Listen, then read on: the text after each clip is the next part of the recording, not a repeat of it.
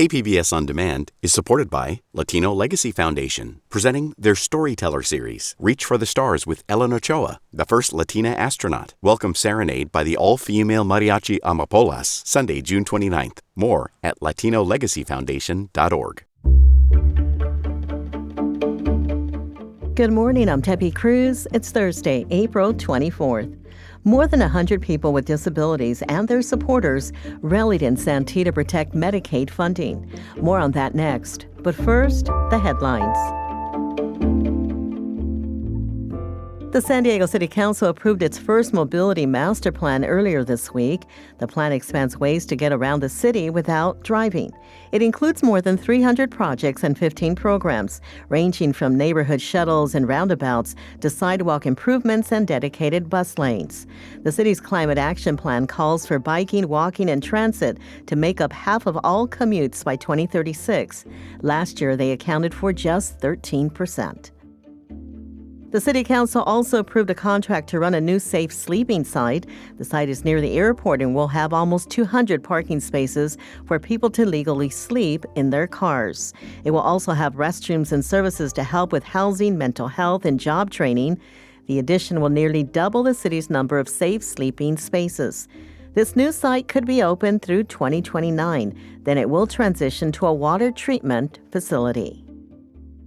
Speaking of water treatment, San Diego Supervisor Jim Desmond is continuing to demand intervention in the Tijuana River Valley sewage crisis.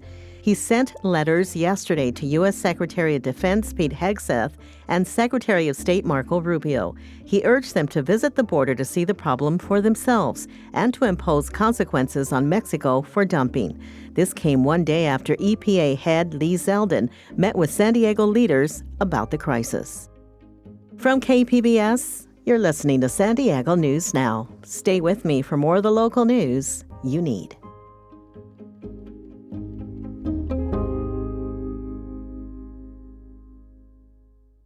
KPBS On Demand is supported by the San Diego County Toyota dealers, offering a new 2025 lineup of vehicles at your local Toyota dealer, including a new Tacoma with turbocharged 4-cylinder engines and a hybrid powertrain option. The San Diego County Toyota dealers. We make it easy.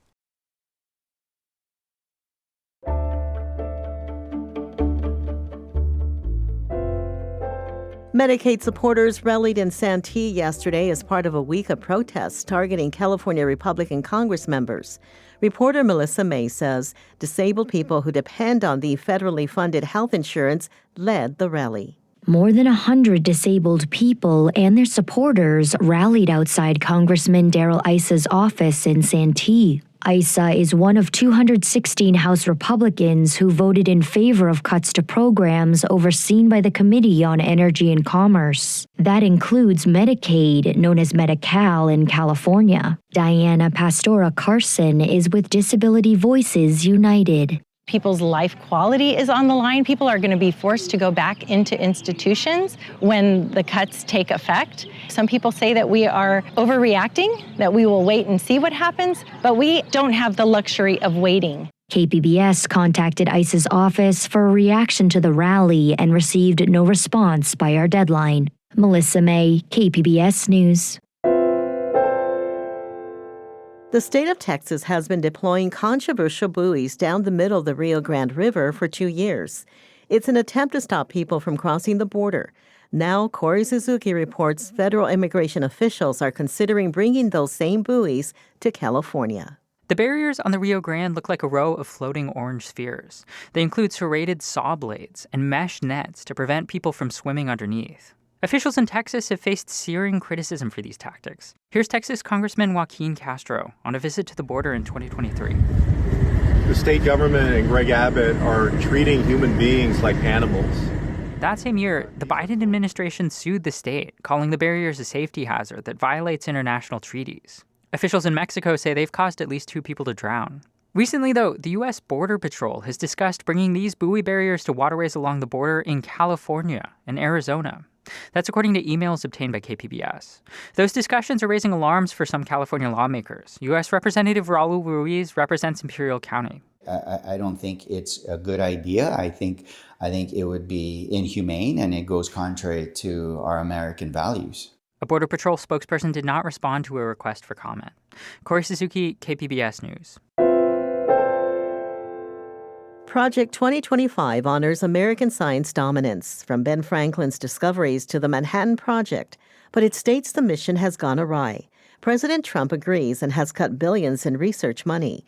A UCSD scientist tells reporter Amita Sharma the cuts are altering disease research. The plan advocates capping federal funding for overhead expenses for university research, claiming the reimbursements, quote, cross-subsidize leftist agendas and DEI. So far, President Trump's executive orders on federal funding have canceled grants at UCSD that fund pandemic, HIV, and AIDS research and intimate partner violence. UCSD infectious disease Dr. Davy Smith says the United States biomedical research infrastructure is being changed. How we fund research, who's reviewing the research, what we can say in our research. This is censorship. Rick Hess is a senior fellow at the conservative think tank, the American Enterprise Institute. He shares Smith's concern, but he says for years, top universities have silenced conservatives and researched topics aligned with liberal biases. Setting extreme policy guidelines during COVID did not help. Universities have done a terrible job of either reining in the bad behavior or convincing folks on the right that they're addressing these issues. But he says the administration's actions now are an overcorrection at risk of throwing out both the baby and the bathwater. Amita Sharma, KPBS News.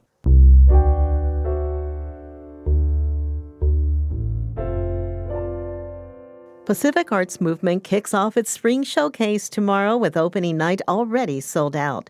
Cinema junkie Beth Accomando previews what you can still catch at the week-long film festival. Asian cinema is not just one flavor. It's a mouth-watering smorgasbord of styles, genres, and stories. Pac Arts Movement artistic director Brian Hu always serves up a menu that highlights that diversity. This year, you can find the grind of daily life in Lucky Star. Have you paid the mortgage? Yes. Car? Yes. Internet? Yes. Gas? Electricity? Yes. The Olympic dreams of a young athlete in Sunshine. Drown out the noise. You're sunshine. Olympian. Okay? Or the possibility of something beyond death in I'm a Ghost. You haven't found me. I've come to you. Spring Showcase always has an exciting lineup to tempt you off your couch and into a cinema. Film festivals are the perfect place to step out of your comfort zone to try something new, or to just gamble on a completely unknown quantity like Soldier of Love from Kazakhstan. So usually, you think of Kazakh films as a little bit dreary, a little bit dusty, and this is one that's full of color and movement and action, and it's because it's a full-blown musical. People break out into song and dance in this movie. And so part of the treat is just seeing Kazakhstan like it's an MGM musical.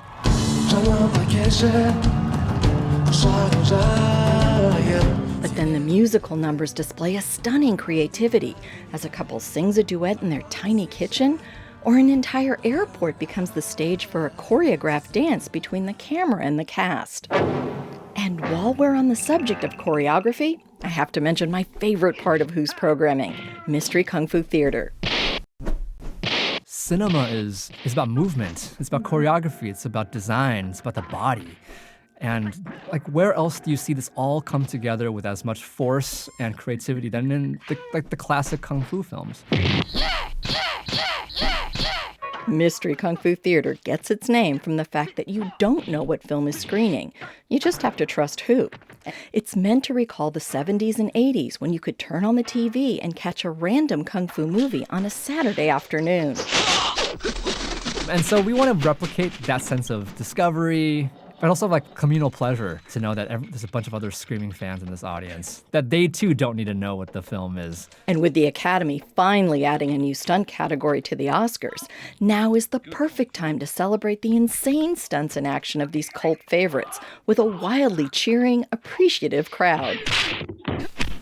But if you're looking for something less bonkers and over the top, Who has programmed an amazing pairing of Indian cinema classics across generations for this weekend. You can watch 2 films from the beloved 1950s Apu trilogy, back-to-back with the 2 Village Rockstar films from the past 10 years. I think this is going to be a fun afternoon of surprising and uncanny resonances across the years and across the decades. And Spring Showcase closes with the emotionally rich and layered documentary Between Goodbyes by Joda Munn. It's about an original mother and a queer adoptee struggling to reconnect and stay in touch and keep their reunion intact over the long haul. Growing up, I would imagine sometimes like I have Korean parents somewhere, but I never thought we could actually reunite. I stayed wondering. Unlike most adoption stories, Between Goodbyes looks to the parents searching for the child they gave up for adoption. It feels extremely personal, all the identity pieces, and I think the themes of searching for your place in the world, searching for family, and some sort of sense of belonging and home. And also just, I think, a million shades of grief are in there. But I hope it's alongside a lot of joy and, yeah, the way that I think laughter always mixes with crying. That's the perfect set of emotions to close out the always amazing Spring Showcase. Beth Accomando, KPBS News. Pacific Arts Movement Spring Showcase runs Friday through May 1st at the Ultra Star Cinema's Mission Valley and Digital Gym Cinema. San Diego's music scene is full of talent, but making a living as an artist is a different story.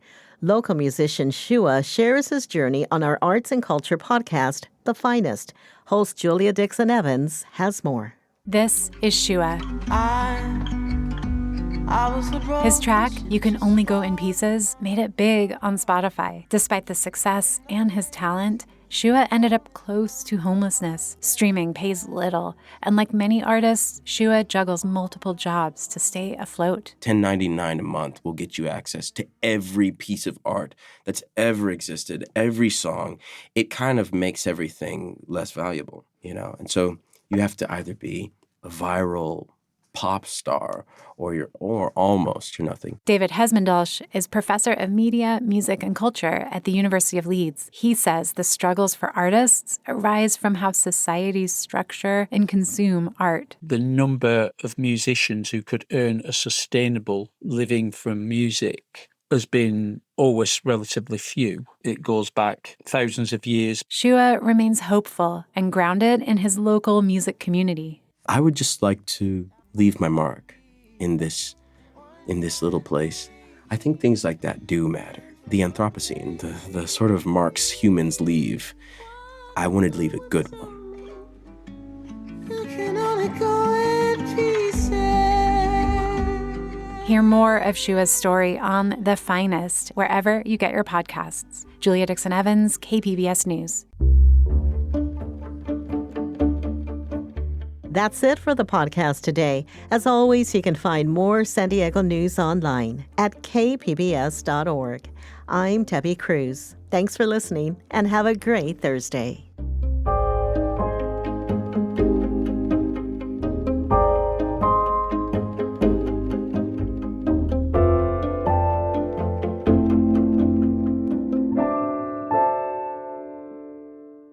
KPBS On Demand is supported by Paint Care, offering households and businesses in California more than 800 leftover paint drop-off sites for recycling.